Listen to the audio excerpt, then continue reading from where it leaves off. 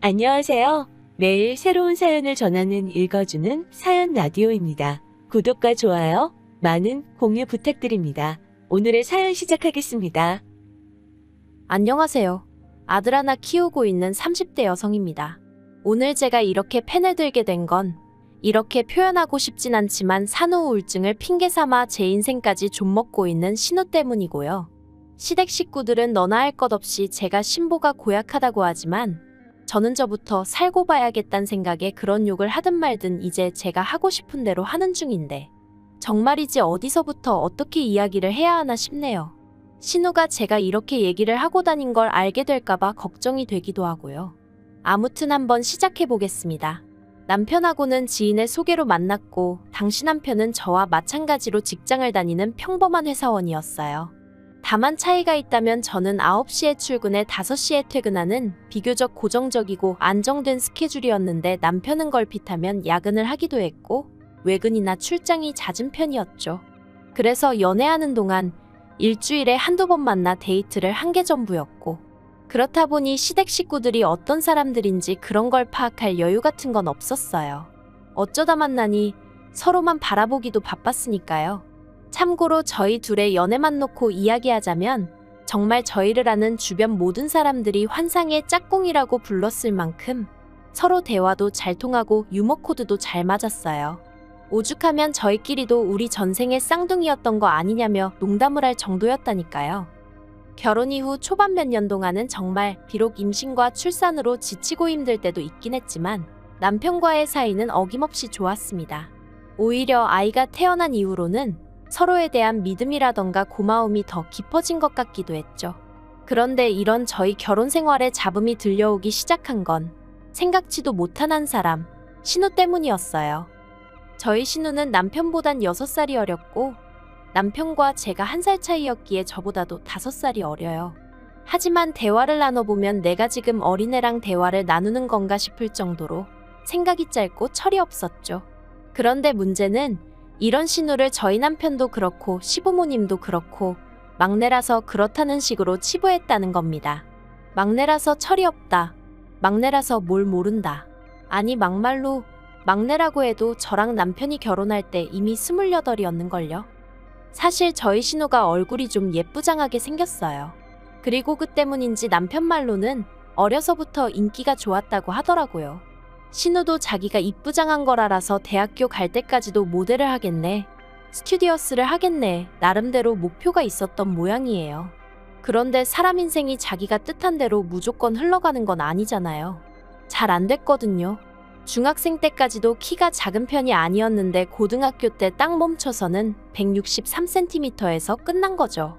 참고로 저는 신우보다 키가 작으니 키 가지고 신우 흠잡고 그러는 거 절대로 아닙니다. 아무튼 현실이 163이면 모델을 하기에도 스튜디오스를 하기에도 좀 부족한가 보더라고요. 결국 한 2년 가까이를 어영부영 까먹고 이제 24 넘어가면서는 갑자기 배우가 되겠다며 연기학원을 보내달라고 했다나 봐요.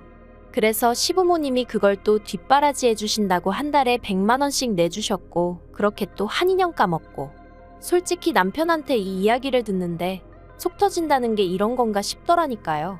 저희 시댁이 경제적으로 얼마나 여유가 있으면 모를까 그런 것도 아니거든요. 아, 그리고 결국 지풀에 지가 지쳤는지 누가 대놓고 뭐라 하지도 않았는데 못하겠다며 두 손 두 발 다 들더래요. 이후로는 아르바이트를 전전하며 살기 시작했고요. 그런데 그런 신우가 저희의 두 돌쯤 지나갈 때 쇼킹한 이야기를 꺼내왔습니다. 임신을 했다는 거예요. 저를 포함한 모든 시댁 식구들이 신우에게 남자친구가 있다는 걸 알지 못했는데 뜬금없이 임신이라니. 특히나 어머님은 거의 뒤로 쓰러지실 뻔하셨죠. 이내 아버님이 애아빠가 누구냐 물으니 신우가 아르바이트하는 식당 사장이랍니다. 신우보단 10살이 많았고요. 그리고 그날부터 저희 시댁은 완전히 초상집 분위기가 따로 없었습니다. 제가 비록 시부모님과 같이 살진 않았지만 이틀에 한 번꼴로 어머님과 통화를 하다 보니 어머님 목소리만 들어도 어느 정도 상황 파악을 할 수 있었거든요. 어머님께선 하루는 죽어도 이 결혼은 못 시킨다 하시다가 또 하루는 안 시키면 별 수 있냐 하셨다가 그리고 결국 자식 이기는 부모 없다고 신우랑 그 식당 사장이랑 결혼하는 걸 허락해 주셨지요. 그런데 그 둘이 결혼하고 얼마 안가 신우가 애를 낳았는데 제가 남의 가정사를 정확히 알진 못하지만 신우와 심해부 사이에 뭔가 문제가 생긴 눈치였어요. 심해부가 어머님 아버님 그리고 저희 부부까지 다 있는 자리에서 신우에게 면박을 주는 일도 있었고 신우가 울면서 저희 남편에게 전화해 하소연을 하는 일도 잦아져만 갔거든요. 그리고 이내 시조카가 돌이 되기도 전에 이혼을 한 해 만에 소리가 나오더니 결국 돌잔치도 안 하고 이혼하대요. 정말이지 두 사람 사이에 무슨 일이 있었건 간에 옆에서 지켜보는데 어이가 없었습니다. 멀쩡한 아가씨 신세 망쳐놓고 애는 무슨 젬가 싶고 제가 신우랑 얼마나 사이가 가깝고 돈독했던 건 아니지만 그래도 심해부 뒤통수라도 한 대 딱 갈겨버리고 싶은 심정이었다니까요. 그런데 이후로 생각지도 못한 일이 벌어졌습니다. 신우의 이혼이 제 생활을 고달프게 만들었거든요. 시작은 신우의 우울증이었어요. 사실 우울증인지 뭔지 아무도 정확히 몰라요. 신우가 자기 스스로 자긴 우울증이다 하니까 그런가 보다 했던 거지. 솔직히 말이 나와서 말이지만 처음부터 지금까지 저는 신우가 의사라도 한번 만나서 정확하게 이야기를 들어봤으면 했는데 이런 이야기를 꺼내면 신우는 물론이고 다른 가족들도 저를 무슨 피도 눈물도 없는 사람 마냥 취급을 하더라고요.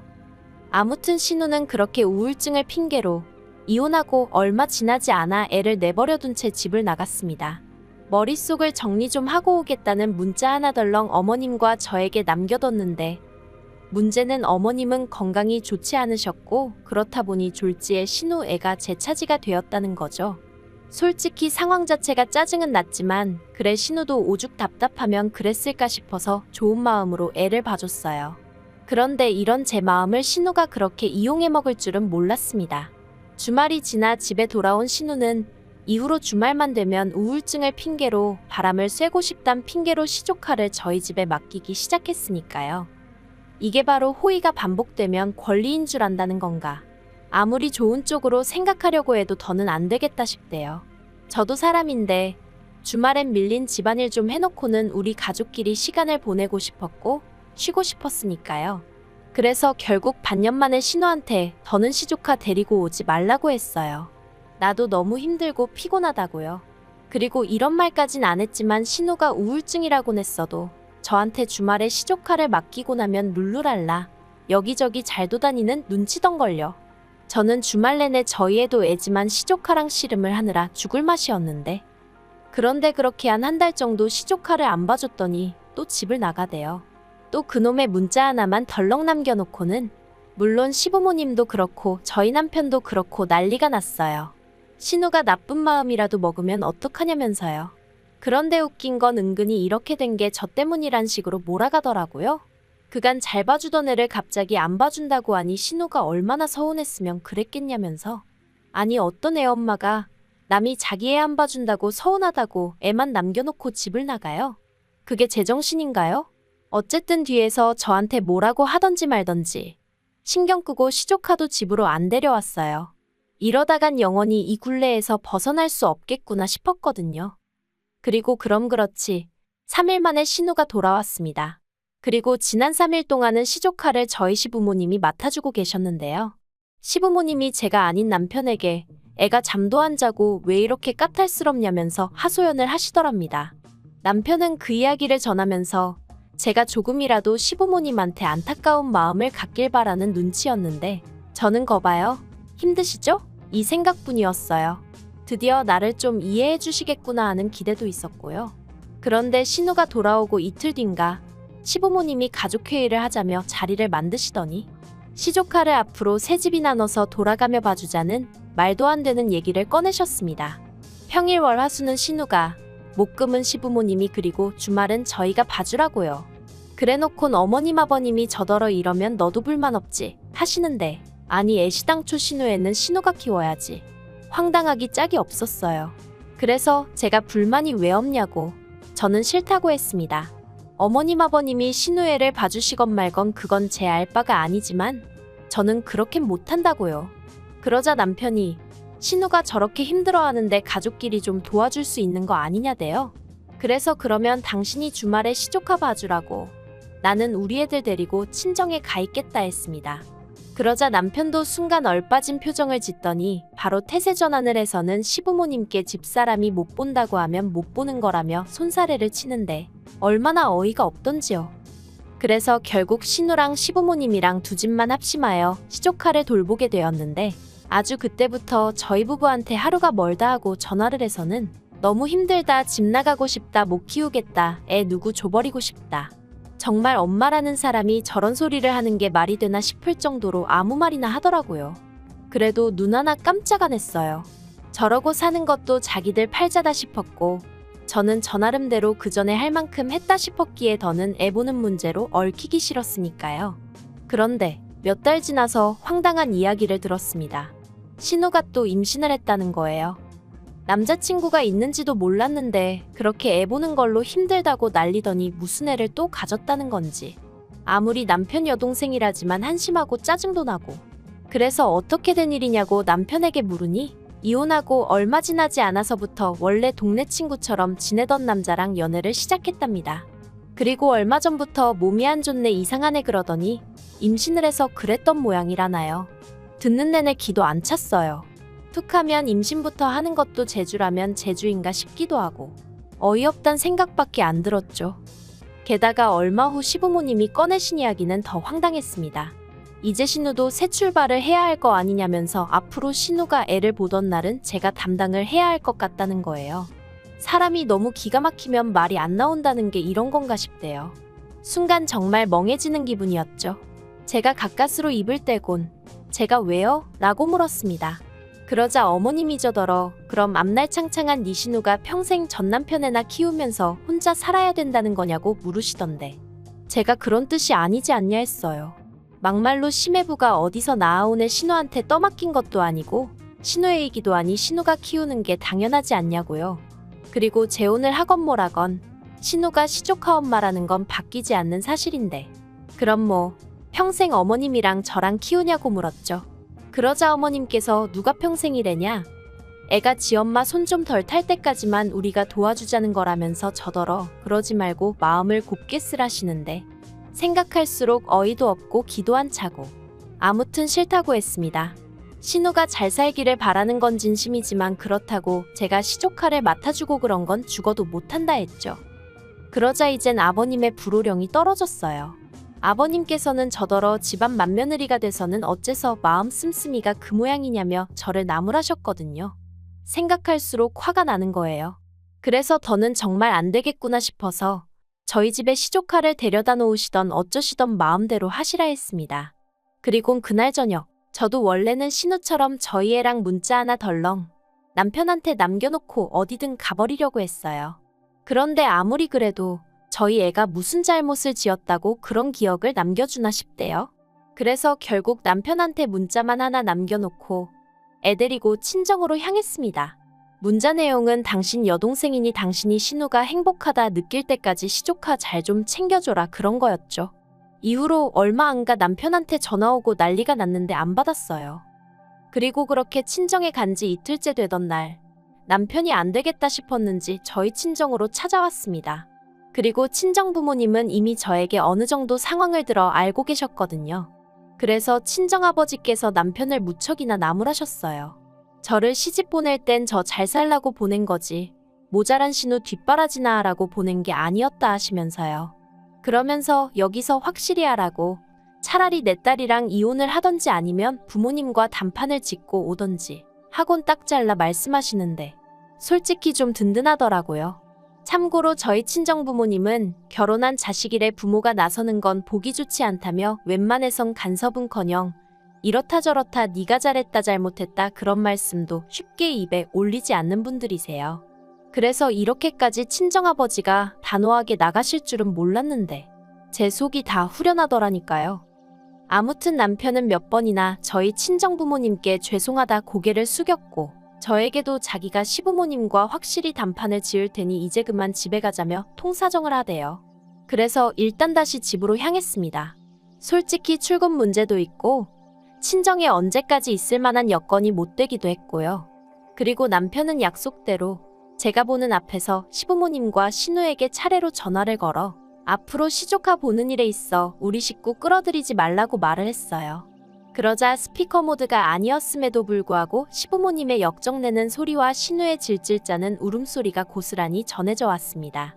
시부모님께선 네가 오빠가 맞냐, 네 마누라가 시켰냐, 니들만 잘 살면 다냐, 네 동생 불쌍하지도 않냐? 그러자 남편도 이러다 자기까지 이혼당하면 어쩔 거냐고, 어머니 아버지가 저 책임져 주실 거냐고, 그땐 우리 애도 키워주실 거냐고 악을 써대더라고요. 전속으로 이혼하면 누가 애를 자기 준댔나 그런 생각도 잠깐 했지만 아무튼 그러고 나니까 어머님 아버님도 아차 싶으셨던 건지 한풀 기세가 꺼기시대요. 그리고 신우는 뭐 오빠가 이러는 게 내 태교에 지금 얼마나 안 좋은 영향을 끼치는지 아냐 어쩌냐 하는데 남편이 그런 신우더러 너도 생각이란 걸 좀 하고 살라며 화를 냈어요. 그리고는 이런저런 말을 더 하긴 했는데 차마 여기에 적긴 좀 그렇고요. 아무튼 신우가 아주 대성통곡을 하고 난리도 아니었죠. 한편 남편 속이 어떤지는 몰라도 저희 집엔 평화가 찾아왔습니다. 적어도 저는 마음이 편해졌으니까요. 그 통화를 마지막으로 더는 시부모님이나 신우가 시조카 문제로 저한테 연락해오지 않고 저도 덕분에 모처럼 마음 편한 날들을 보내고 있습니다. 신우 결혼이 어떻게 진행이 되고 있는지 그런 건 하나도 몰라요.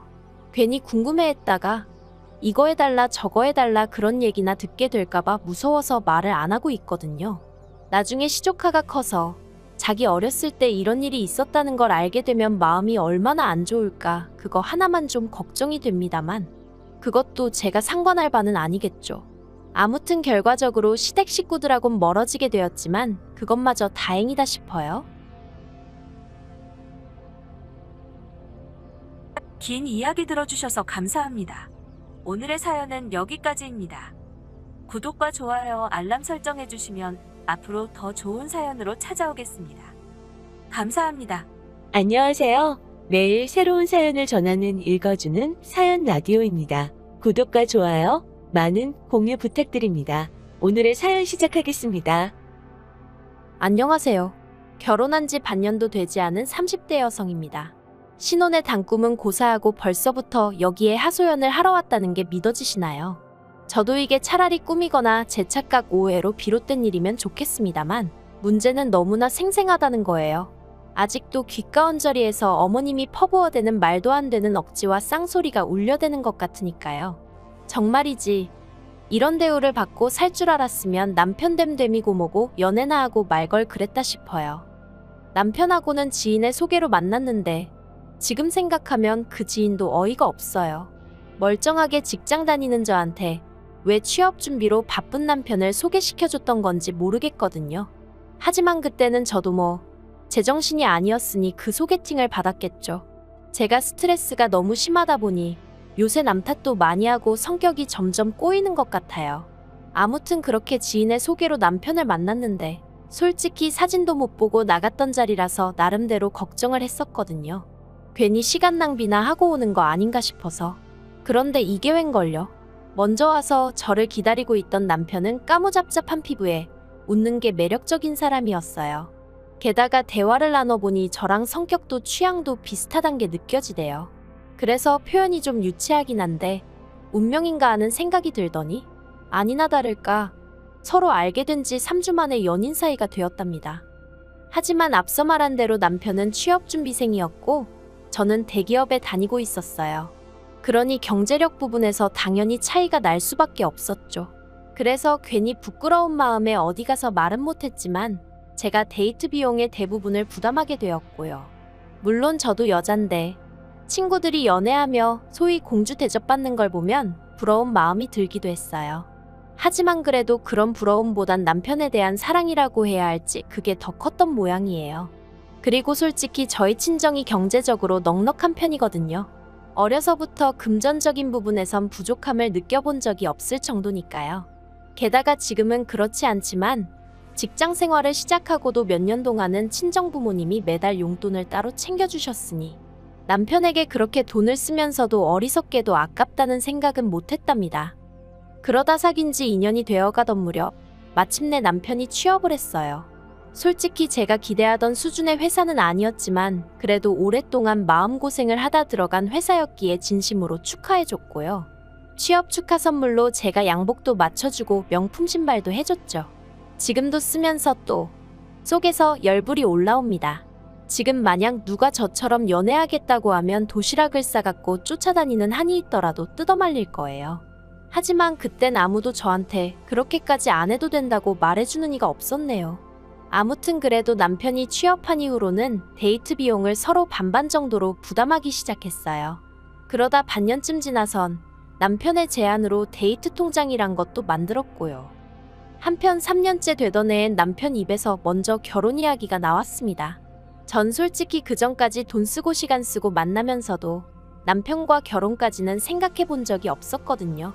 그런데 남편은 하는 말이 자기는 예전부터 저에게 프로포즈를 하고 싶었는데 자기가 직장도 없고 이것저것 뭐 하나 준비된 게 없어서 말을 못 꺼냈었다는 거예요. 그리고 전 그 말이 뭐라고 나름대로 감동을 받았죠. 그래서 이후로 본격적으로 결혼 준비를 시작했어요. 그런데 어이없게도 말은 번지르르하게 해놓고 막상 까보니까 당장 돈부터 얼마 있지도 않더라고요. 사실 그전엔 결혼 생각이 없으니 남편이 월급을 받아 뭘 어떻게 쓰는지 아무 관심도 없었고 알려고도 하지 않았었는데 아무튼 황당해서 그래도 직장 다닌 지 벌써 1년이 다 되어 가는데 어떻게 돈이 하나도 없냐고 물었습니다. 그랬더니 한다는 말이 시댁에 빚이 있어서 자기가 그 빚 갚는데 좀 보탰다나요. 참고로 빚은 여전히 남아있는 상황이었습니다.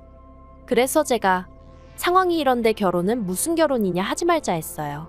그런데 남편이 계속해서 결혼하고 안정된 가정을 꾸리면 돈도 금방 모을 수 있을 것 같다. 더는 시댁에 무작정 퍼주지 않을 거다. 그러면서 자긴 저 없으면 안 된다고 다른 사람들도 100% 준비하고 결혼하지 않는다며 저를 설득하려 들더라고요. 게다가 원래 제가 비혼까지는 아니었어도 결혼에 관심이 없긴 했었거든요. 그런데 남편을 만나고서 결혼한 해만의 소리가 나왔다 보니 친정부모님 입장에선 이때 저를 시집 보내지 않으면 안 되겠다 싶으셨던 모양이에요. 집은 우리가 해줄 테니 저더러 돈 때문에 헤어지고 그러지 말라면서 제 결혼을 독려하셨으니까요. 아무튼 그래서 남편하고 저하고 결국 결혼했습니다. 친정부모님께서 강남에 30평대 아파트를 해주겠다 하시는 걸 제가 부담스러워 싫다고 난리를 쳐서 제 회사랑 멀지 않은 곳에 위치한 20평대 구축 아파트로 들어갔어요. 그리고 이건 제가 대단한 효녀라서 그런 게 아니라 실은 남편의 부탁 때문이었습니다. 남편은 그래도 명색이 자기가 남잔데 자기 자존심이 어떻고 하면서 너무 큰 집은 안 받았으면 좋겠다고 했거든요. 게다가 이것도 지금 생각하니 엄청 찌질한 건데 저더러 한다는 말이 시부모님 앞에선 저희 둘이 대출받아서 산 집이라고 하면 안 되겠냐는 겁니다. 저희 집에서 집을 해주셨다고 하면 시부모님이 저보기 민망해하시고 쪽팔려 하실 것 같은데 아들로서 그 모습을 보는 게 괴로울 것 같다면서 말이죠. 그리고 전 어리석게도 그런가 싶어서 알겠다고 했어요. 그리고 실제로 어머님 아버님껜 집은 남편과 제가 대출받아 마련했고 둘이 여력이 없어서 예물예단은 생략하기로 했다고 했네요. 이때 어머님이 대놓고 못마땅한 티를 내시긴 했는데 솔직히 시댁 형편도 말이 아닌 상황에서 그런 어머님의 반응은 적잖이 당황스러울 뿐이었습니다. 그런데 문제는 남편과 제가 같이 산 집이라고 생각을 하셔서 그런 건지 어머님이 걸핏하면 저희 집에 오셨다는 거예요. 저는 결혼까지 한 달 정도 남은 시점에 여러 가지 이유로 타부서로 옮겨 재택근무를 시작했는데 어머님이 어찌나 자주 오시던지 이직한 제 자신이 원망스러울 정도였지요. 그리고 어머님이 오셔서 하시는 일이라곤 쓸데없는 간섭뿐이었습니다. 내 아들은 나가서 죽어라 돈 버는데 너는 집에서 에어컨 바람이나 쐬며 이러고 있냐? 내 아들은 나가서 뭘 먹는지도 모르겠는데 넌 고상하게 샐러드나 시켜 먹는구나. 그뿐만이 아니었습니다. 허구한 날 저희 안방에 제 허락도 없이 들어가셔서는 이건 언제 산 거냐? 이건 어디서 났냐? 불쌍한 내 아들이 벌어오는 돈으로 이딴 거나 사 나르고 정신이 있냐 없냐? 환장할 노릇이었죠. 심지어 딱히 당신 눈에 트집거리가 보이지 않는다 싶으면 옷장에 걸려있는 자켓 주머니를 뒤집어 까보기도 하셨는데 그때는 정말 진절머리가 날 정도였다니까요. 그리고 그런 일이 2달 넘게 반복되다가 결국 제가 더는 안 되겠다 싶어서 앞으로는 이렇게 아무 때나 오시지 말라고 한마디 했어요. 저도 집에서 일을 해야 하는데 어머님이 이렇게 수시로 오시니 일을 할 수가 없다고요. 그러자 어머님께선 맨날 집구석에서 탱자탱자 노는 주제에 거짓말도 잘한다며 그러면 당신이 안 올 것 같냐고 콧방귀를 끼시대요. 그래서 제가 농담이 아니라고 정말 일해야 한다니까. 그까짓 거 일해서 몇 푼이나 버냐고. 그러지 말고 당신이 아는 가게 소개해 줄 테니 거기 나가서 주방일이라도 해라 그러시는데 솔직히 저희 어머님이 제 재산 상태를 모르셨거든요. 남편은 자기 자존심이 상한다며 시댁에 얘기를 안 한 눈치였고 예물이니 예단이니 그런 것도 죄다 생략했으니 어머님 입장에선 나름대로 판단할 만한 기준이 없으셨던 거죠. 심지어 집도 저희 둘이 대출받아 산 집인 줄 알고 계셨으니. 하지만 그건 그거고 자꾸 어머님이 저를 무시하시는 게 더는 견디기가 힘들더라고요. 그래서 결국 그날 어머님이 생각하시는 것보다 제가 훨씬 많이 번다고 어머님 아들의 2배쯤 번다고 그랬습니다. 그러자 어머님이 기껏 하신다는 말씀이 그래봤자 여자는 애 낳고 어쩌고 하면 이후론 집에서 애 키우고 살림이나 해야 된다며. 그러면 그땐 저를 누가 먹여 살리냐고. 당신 아들이 먹여 살리는 거라고. 그러니 저더러 지금 돈 몇 푼 버는 걸로 남편한테 유세 부리고 시부모한테 큰 소리 치고 그러면 안 되는 거라대요. 그래서 결국 제가 안방에서 등기부등본을 들고 나왔어요. 그리곤 여기 누구 이름이 적혀있나 한번 보시라고 그랬죠. 아니나 다를까 어머님께서 이게 어떻게 된 일이냐며 소리를 지르셨어요. 왜 내 아들 집이 네 이름으로 되어 있냐면서 내 아들을 뭐라고 구워 삶았길래 이걸 네 앞으로 해준 거냐고. 아주 난리도 아니었네요. 그래서 구워 삶긴 뭘 구워 삶냐. 우리 부모님이 내 앞으로 사주신 아파트다 했습니다. 남편은 시댁빚 갚느라 모아둔 돈이 하나도 없다더라. 그런데 저랑 저희 친정부모님이 그냥 품어주기로 한 거다. 그런데 어머님은 그런 내막도 모르시지 않았냐. 그러니 저 좀 그만 괴롭히시고 앞으로 오시는 횟수 줄여달라고. 꼭 연락 먼저 주시고 저희가 된다고 할 때만 오시라고. 저도 그간 가슴속에 쌓인 게 많아서 그런가 딱히 미리 생각해둔 건 아니었는데 그동안 하고 싶었던 말이 말 그대로 줄줄줄 쏟아져 나오더라니까요. 그런데 제가 이렇게 이야기를 마치기가 무섭게 눈앞이 번쩍했습니다. 어머님이 제 뺨을 때리셨던 거죠. 어안이 벙벙하단 게 이런 건가 싶었어요. 점차 뜨거워지는 제 뺨을 감싸 안고는 어머님께 지금 뭐 하시는 거냐고 소리를 질렀네요. 그러자 어머님께선 제가 싸가지가 없어서 한 대 때린 거랍니다. 어디 시어머니 알기를 뭐로 알고는 이래라 저래라 말이 맞냐면서요. 그리고는 저더러 네가 뭔데 내 아들이 내 빚을 갚든 말든 상관이냐. 원래 피가 물보다 진한 거라나요. 어이가 없어서 어머님 떨어 폭행으로 신고하기 전에 제 집에서 나가시라 했어요. 안 나가고 버티시면 경찰 부르겠다고요.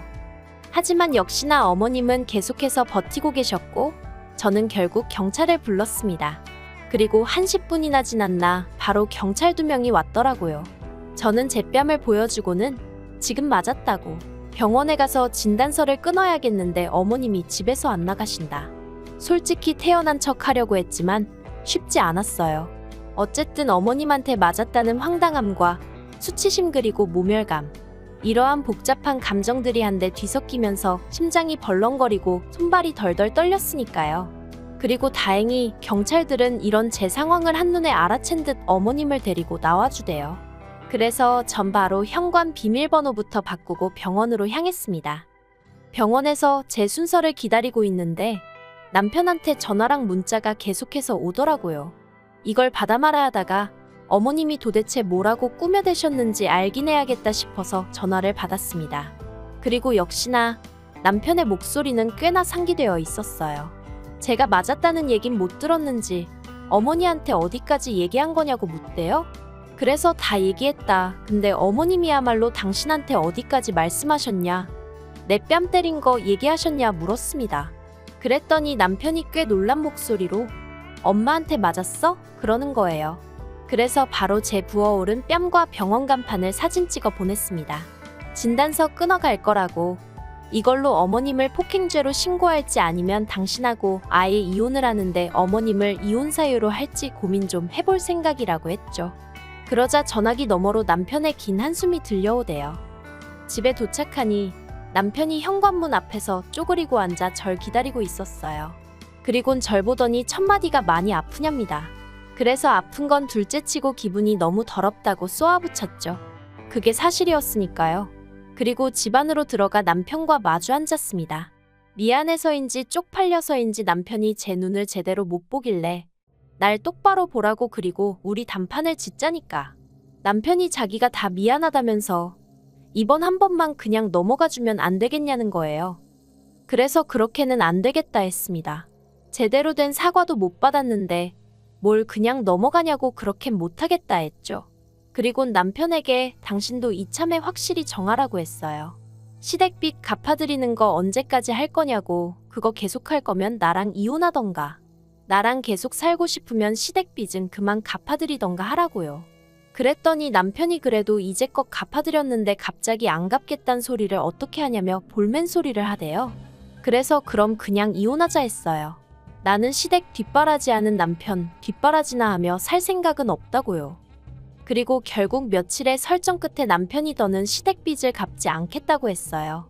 그리고 이참에 아예 경제권을 저에게 넘기기로 했죠. 대신 한 가지 조건이랄지 부탁이랄지. 아무튼 덧붙이기를 만약에 어머님이 저에게 진심으로 사과를 하신다면 한 달에 드리는 용돈이라도 좀 넉넉하게 드릴 수 있겠냐는 거예요. 그래서 알겠다고 했어요. 저도 알아요. 좀 치사했다는 거. 하지만 어머님이 짧다면 짧고 길다면 긴 몇 달 동안 저를 얼마나 정신적으로 피폐하게 하셨는지. 그때만 생각하면 치사하건 뭐건 간에 저도 똑같이 되돌려드리고 싶은 심정이었다니까요. 하지만 어머님은 끝끝내 저에게 사과를 하지 않으셨어요.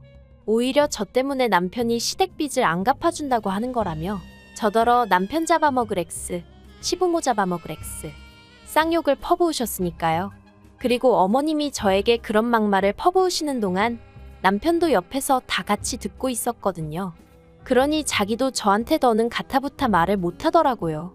그냥 미안하다면서 앞으로는 시댁은 없다 그렇게 생각하고 지내라나요. 아무튼 그래서 일단은 저도 시댁 일은 에라 모르겠다 하고 내버려두고 있는 상황입니다.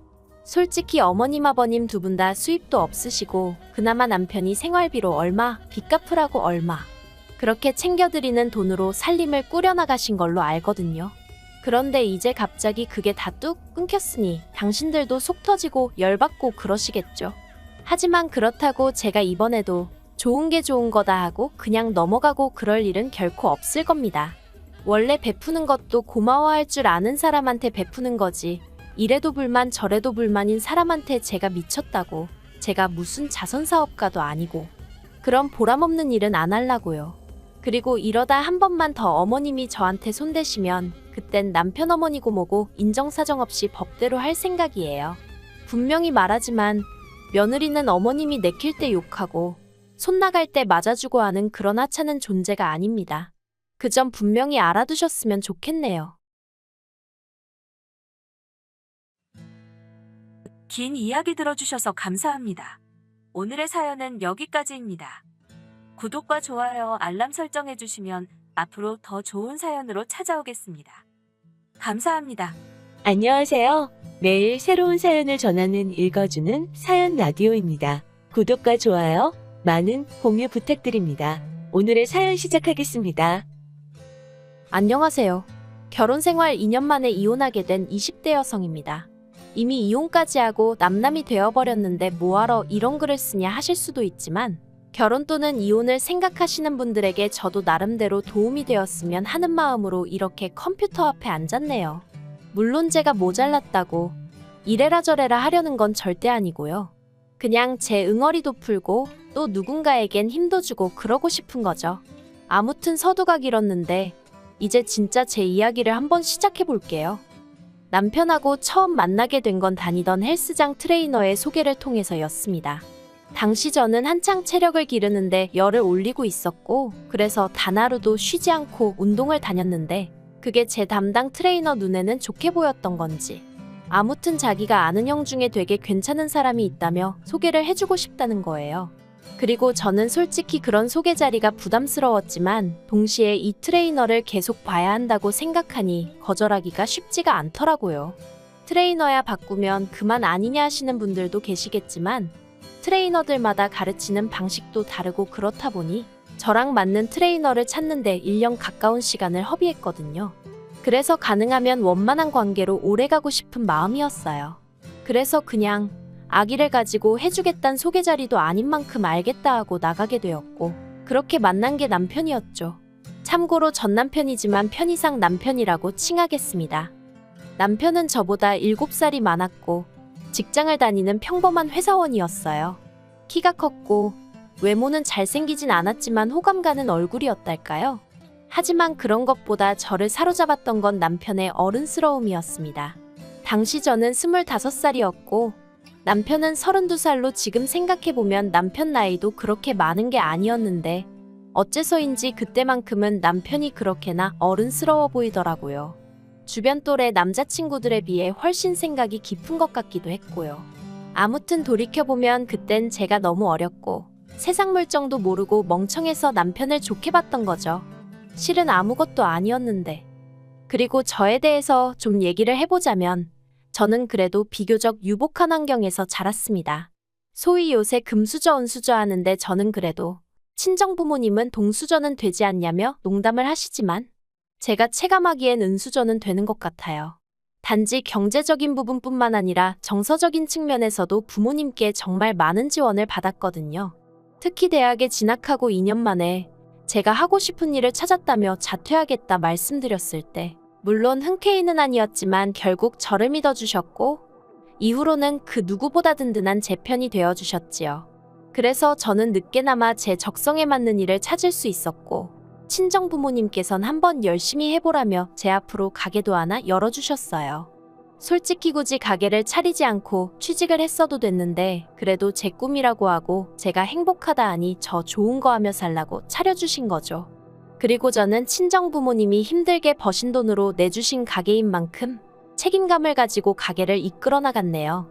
그래서 지금은 돈도 회사 다니는 또래 친구들에 비하면 넉넉히 버는 편이고요.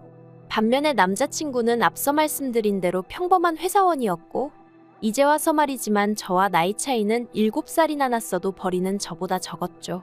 그러니 친정 부모님도 처음에 제가 결혼한다 했을 때 탐탁치 않아 하셨어요. 하지만 그래도 하나뿐인 딸이 좋다 하니 자식 이기는 부모 없다고 결국 허락해 주셨습니다. 그런데 결혼 허락을 받고 나자 원래는 남편이 집을 해온다고 했었는데 그 말이 싹 달라지더라고요. 어머님 아버님께서 제가 너무 어려서 살림을 제대로 꾸려나갈지 모르겠다 걱정된다 그런 말씀을 하시더니 결국 청첩장까지 나오고 나서야 시댁에 들어와서 살라고 하시는 거예요. 어머님이 저를 옆에 끼고 살림도 가르쳐야겠고 또 시부모님이 딸이 없었거든요. 그러니까 저를 딸같이 대해주겠다며 다같이 오손도손 살자는 소리도 하시대요. 하지만 제 입장에선 무척이나 부담스러운 이야기였고 그래서 남자친구를 통해 거절이사를 전하니 그걸 핑계삼아 집은 못 해주신다고 하더라고요. 저에 대한 실망감이 너무 크고 서운해서 당분간 제가 어떻게 하는지 지켜보고 결정하시겠다나요? 그래서 결국 저희 친정부모님이 집을 해주셨습니다.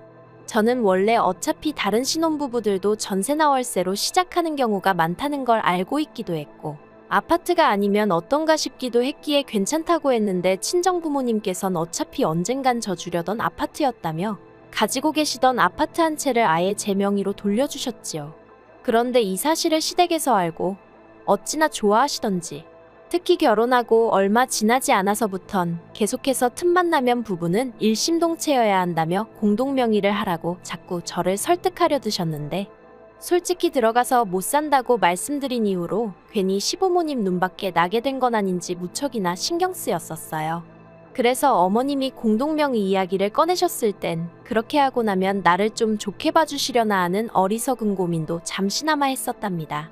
하지만 다행히 제가 이 이야기를 친한 언니에게 슬며시 꺼내니 저더러 미쳤냐며 절대로 그렇게 해주면 안 된다고 아주 신신당부를 하더라고요. 사람 앞날은 모르는 거라면서 지금 생각해보면 정말 그 언니가 아니었으면 제 팔자는 지금보다 더 어이없이 꼬여 있었을지도 모르겠네요. 아무튼 그래서 결국 공동명의도 안 했더니 이걸로 또 한 번 소위 점수가 대폭 깎였죠. 어머님은 이때도 저에게 그렇게 안 봤는데 실망이네 서운하네 그런 말씀을 하셨고요. 하지만 제가 이런 이유로 결혼한 지 2년 만에 이혼을 결심한 건 결코 아닙니다.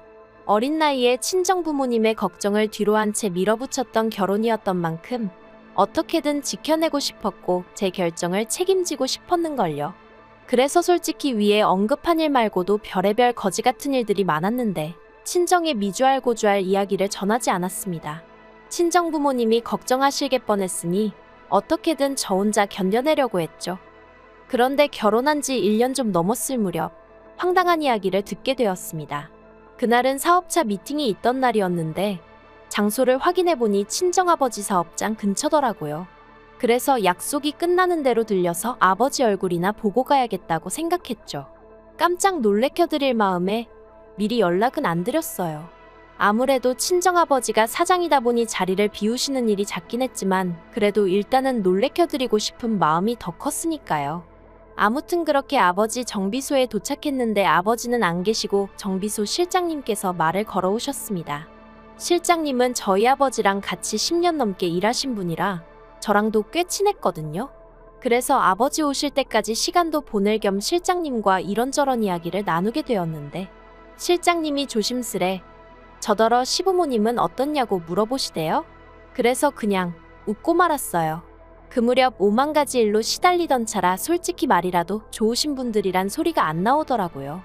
그랬더니 실장님이 이 얘기를 해야 하나 말아야 하나 싶은데 하시면서 실은 저희 아버님은 벌써 3번이나 정비소에 찾아오셨었답니다. 낡을대로 낡은 아버님 차를 끌고서 여길 고쳐달라 저길 고쳐달라 하시면서 말이죠. 그리고는 매번 올 때마다 돈도 하나도 안 내고 가신다면서 자기가 제3자긴 하지만 이건 경우가 아니다 싶고 저는 그 사실을 알고는 있는지 궁금해서 얘기를 꺼내시는 거라대요. 그 이야기를 듣는데 얼마나 속상했는지 몰라요.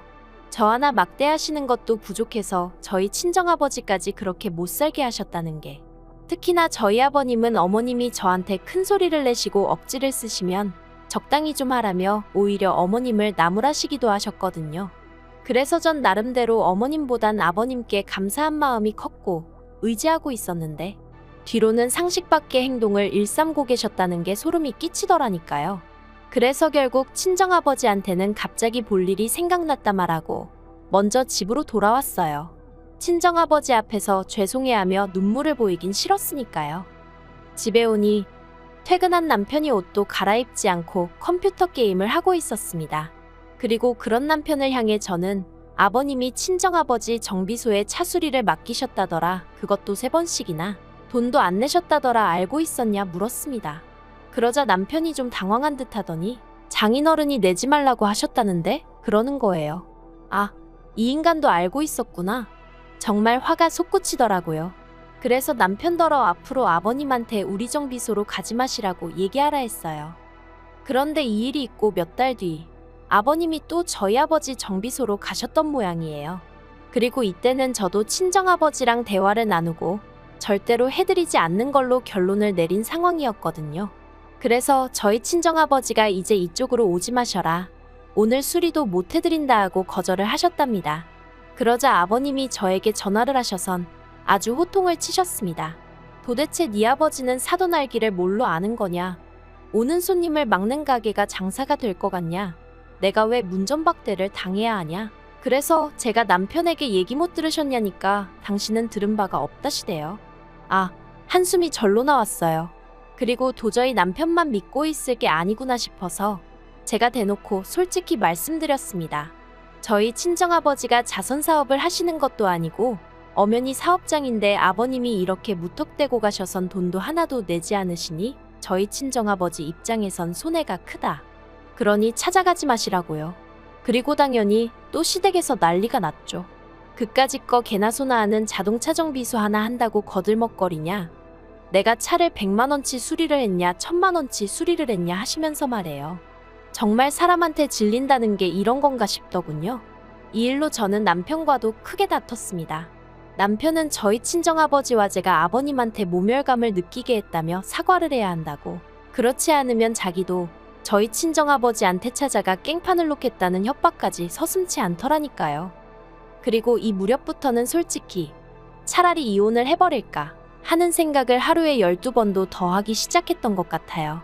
신혼 초부터 시부모님이 막말로 개차반이라는 건 알고 있었지만 그래도 남편 하나만 보고 어떻게든 버텨왔던 건데 남편마저 시부모님과 별반 다를 거 없는 사람이란 걸 알고 나니까 절망스러웠죠. 하지만 그럼에도 불구하고 선뜻 이혼하자고 내지르지 못했던 건 역시나 친정부모님에게 죄송스러운 마음이 컸기 때문입니다. 아버님으로 인해 그런 곤란을 겪으시면서도 저에게 한마디도 하지 않으셨던 건 어떻게든 제가 잘 살았으면 하는 마음 때문이셨을 텐데 그런 친정 부모님께 결국 상처를 드리는 건 아닐지 두려웠거든요.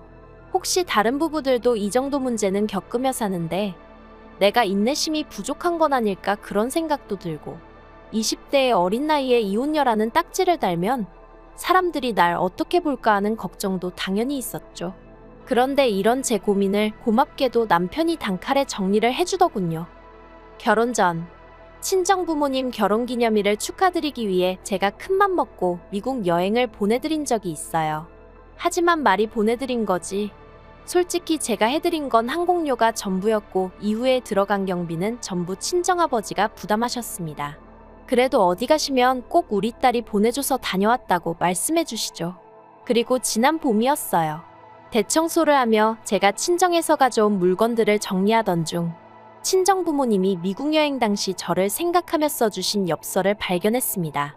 그리고 그 엽서 내용을 찬찬히 읽다 보니 저도 모르게 눈물이 왈칵 쏟아지대요.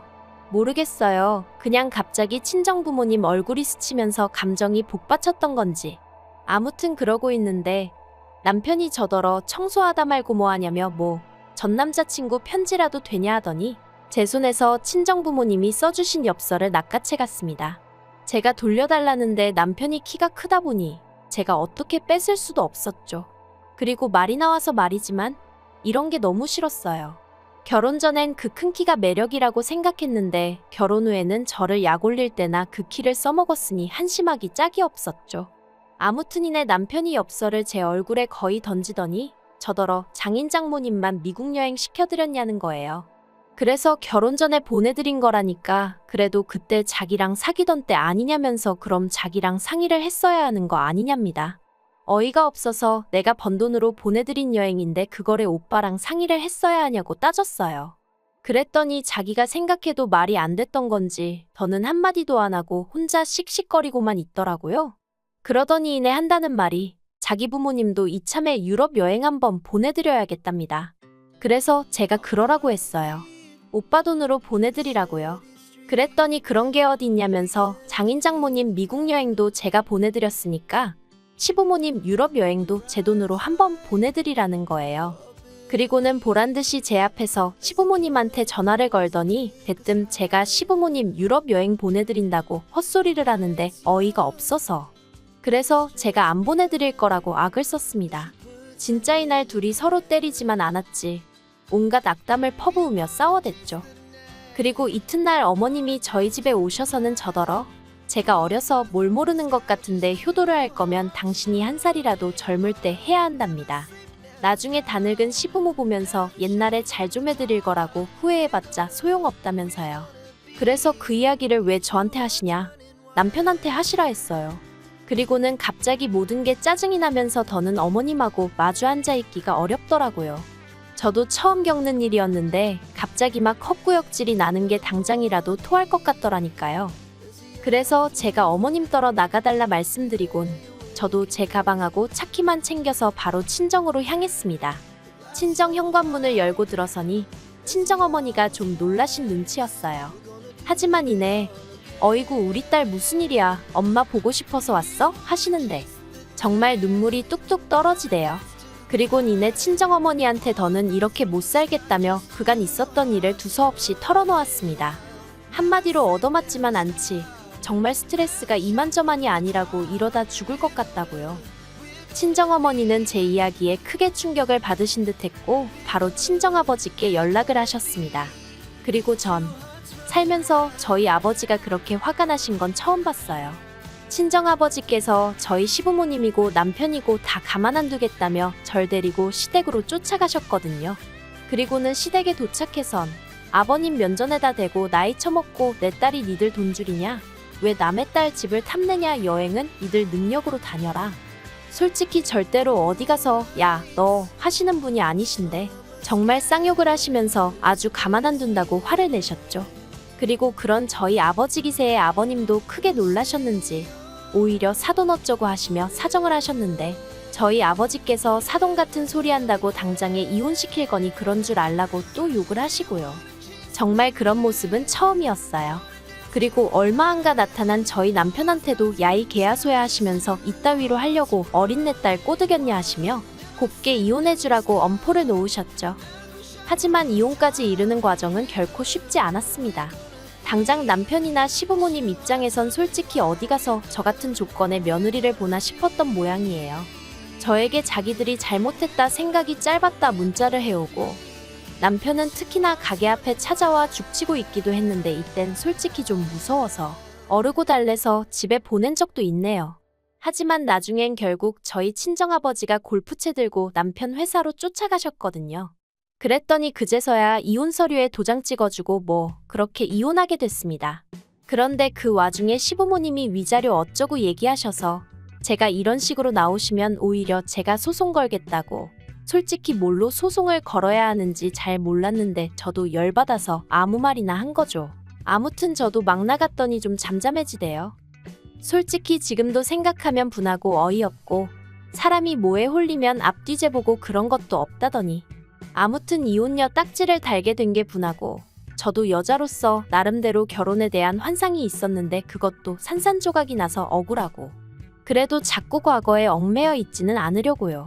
아, 그리고 혹시 친정부모님이 이혼한 절 부끄러워하시진 않을까 걱정이 많았는데 오히려 친정부모님께선 쉽지 않았을 텐데 용기를 내 결단을 내린 제가 자랑스럽다고 해주셨어요. 그리고 그게 저에겐 무척이나 큰 힘이 되었답니다. 이런 부모님이 곁에 계셔주시는 한 앞으로 제가 못할 건 정말 아무것도 없을 것 같아요. 긴 이야기 들어주셔서 감사합니다. 오늘의 사연은 여기까지입니다. 구독과 좋아요, 알람 설정해주시면 앞으로 더 좋은 사연으로 찾아오겠습니다. 감사합니다.